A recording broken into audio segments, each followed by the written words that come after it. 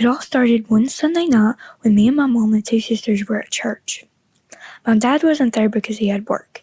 He worked as a police officer and sometimes had to work night shift. As we were at church, I heard that my good friend Ryder's dad wasn't doing too well. He had lung cancer and he was in the hospital. He wasn't going to be here much longer, and it was just now hitting Ryder that he wasn't going to have his dad anymore. And it was really sad, and I felt awful for Ryder. But the thought crossed my mind, what if that was someone in my family? But I just brushed it off, thinking that would never happen to us. Later we got home and it was pretty late, so I decided to try to go to bed. Later that night, I heard somebody stomping through the house. I went out of my room to find my mom in a panicked voice at the door. There was an officer standing outside our door. That wasn't our dad. And then I heard crying in the living room. I was scared to go in there to see what had happened. I saw my aunt and 2 sisters all crying in the living room. That's when I knew something was up and became worried. She told me my dad had been shot. I was shocked at this. This couldn't be happening to me. I've seen this on the news, but I didn't think it would ever happen here. Later we were told he was okay, but he would have to have a major surgery, and we didn't know if he would walk again. This scared me. I didn't know what to think. I didn't know what it would be like if my dad couldn't walk. I didn't know what it would be like for him to lose his leg. It would be tough on us. It would be hard. All of our family began to pray, and we prayed and waited hours and hours to get more updates, and I was so scared. And we soon heard the ring off the phone.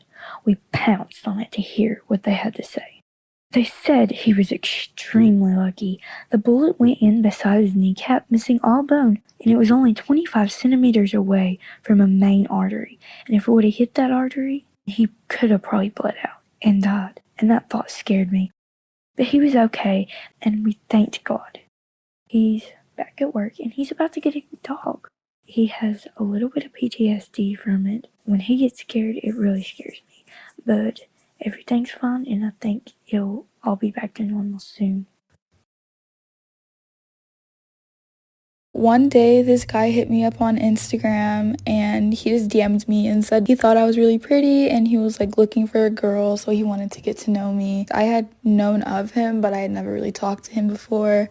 So I was like looking through his account and I noticed that we had a mutual friend who we will call Kiara.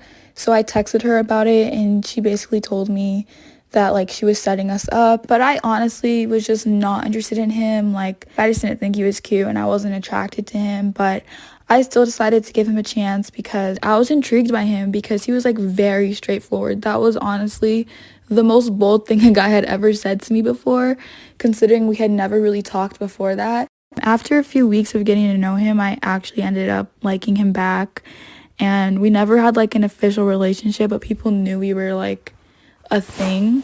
Then one day I was at my friend's house and she revealed to me that he had called her the N-word on the phone the night before, and she was the one who set us up in the first place. So I was really shocked by this, but I asked her if she knew that he had said the N-word before this, like if it was something he said regularly. And regardless, I was done with him. Like even if it was only one time, I would still be done with him regardless, but I was just curious if she knew about this or not. And she said, yeah, he regularly would say the N-word and he called her it before, like multiple times, and he used it like a regular word to him. I was just so shocked and hurt by this.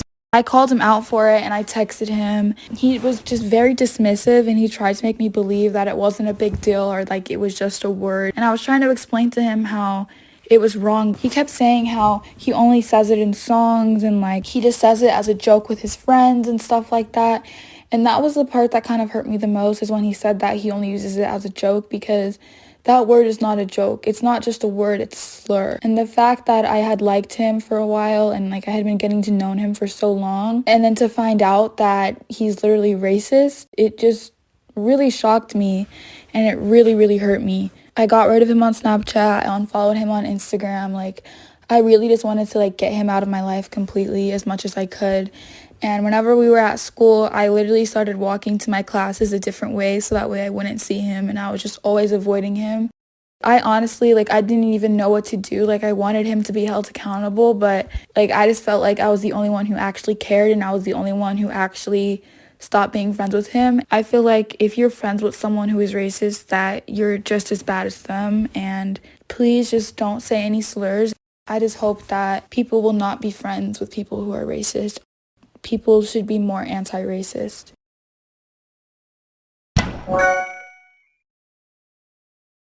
In 6th grade, I knew this girl. This girl and I, we weren't best friends, but we were kind of in the middle. So at the end of the year, she gives me this invitation to her birthday party. And of course, I'm excited. My mom, at the end of each year, she buys 17 new bathing suits, despite the fact that my ones from last year still fit me. So I go home and I say, "Hey, yo, Mom, I'm going to this party." And she presented me with this new bathing suit. It was a bikini, but the thing I need to say about it is that at the sides of it, there are these, ties. And if you untie them, the bathing suit falls apart. So I went to the party, and it was more than half guys. And I have no problem with that. Most of my best friends are guys. So, I'm having fun for most of the party. And everyone decides to go on the diving board. And I join in, because I like diving boards. So I get up there, and then I dive. When I go under, I realize my bathing suit just came off. But I tried to just pull it back on, but it wouldn't come back on. The bathing suit had completely come undone. So I awkwardly slid to my friend, and I was like, "Yo, my bathing suit just came undone." And she saw it, and she's like, "Oh shoot." So she called all the girls over, and they all tried to help me. They covered me with a floaty and stood in front of me. My friend, she told all the guys to go in the opposite corner of the pool so they couldn't see anything. And of course, the girl's mom was not there, so her dad had to help me. He just threw a towel into the pool and helped me out of it.